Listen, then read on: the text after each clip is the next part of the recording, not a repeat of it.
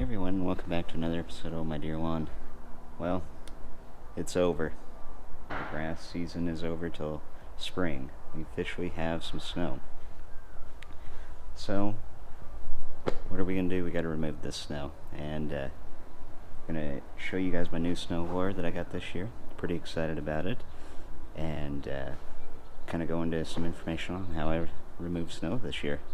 Alright guys, let's get at it.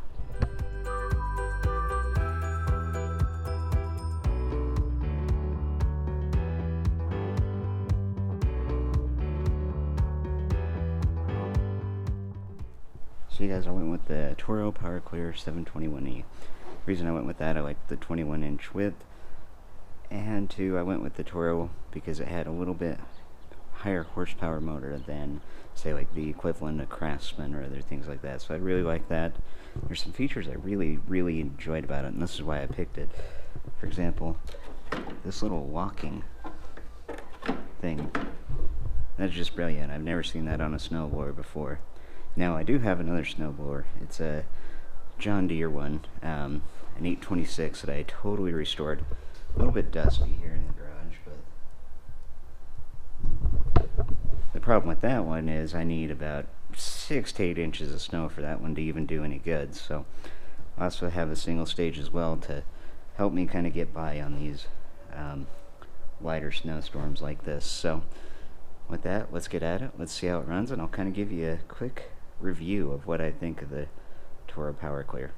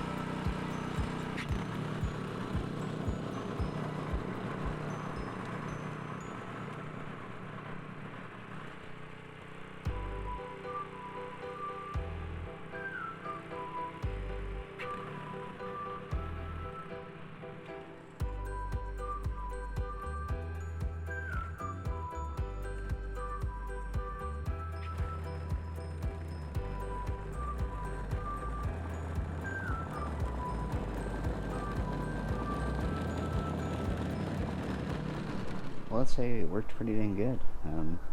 Cleared off well. It's definitely got enough power to push through the snow. This is kind of just a lighter dusting.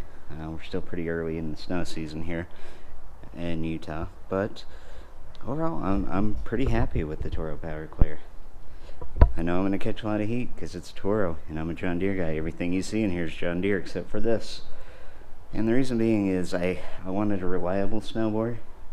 And John Deere, if you want to get ones that were actually made by John Deere, they're old, they're used, they're going to require a lot of work and maintenance that at the moment, I don't have time to deal with that. So maybe some day down the road I'll get a little single stage John Deere to work on. But, you know, overall I can't be happier with this purchase. Now, the thing with I went gas. I know everyone's big thing now is the electric, and there's a reason I didn't go with the electric.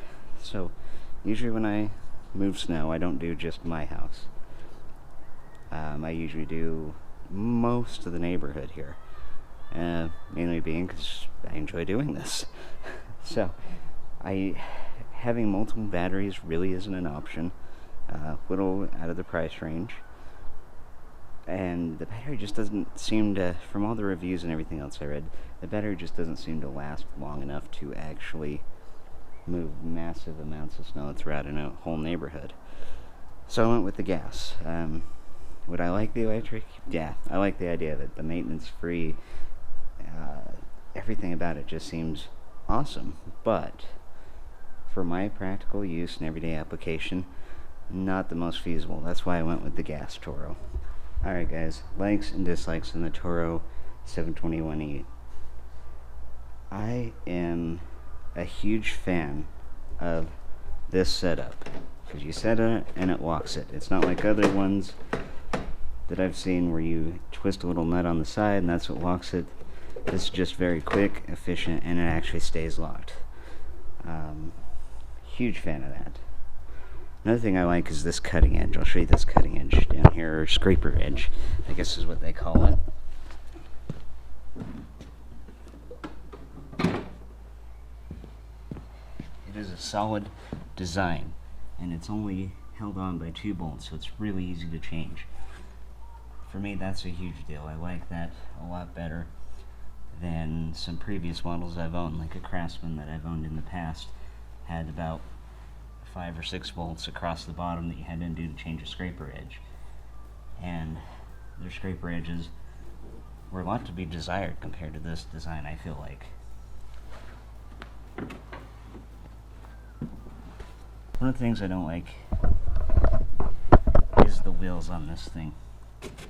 They're cheap, they're plastic, and I've noticed that if I snowblow for a while, they freeze in this axle, and it's really hard to turn them and push them. It more or less just gliding it on the top of the snow, so I'm not a fan of that. Overall though, for a single stage snowblower, I'm really happy with this. I think it's going to be a good addition to my lineup of snow removal and everything else I do in the wintertime to get through the time when I'm not working on the grass. Really excited to keep using this and see where it goes. So also to wrap up, guys, I want to give kind of an update on how I feel about the 2021 or 2020 grass season. Now, I would say overall it was a success. I did things I've never done before with the yard. I had a beautiful yard most of the year. I learned a lot, I did a lot, and I had failures, I had successes. Overall, it was a good year in the yard. For example, top dressing. That was the first time I've ever top dressed a lawn, and I failed the first one. The second one that you guys haven't seen yet went so much better. Very, very, very, very much better than the first one. I used a better sand. I was able to get it down. It didn't take near as much. The lawn recovered really quickly, and I was very happy with the result of it. I'll probably be doing another one next spring. Let's see, my other thoughts. I tried out a bunch of new equipment. I hand reel mowed my lawn most of the summer, which was the first time I've ever done that.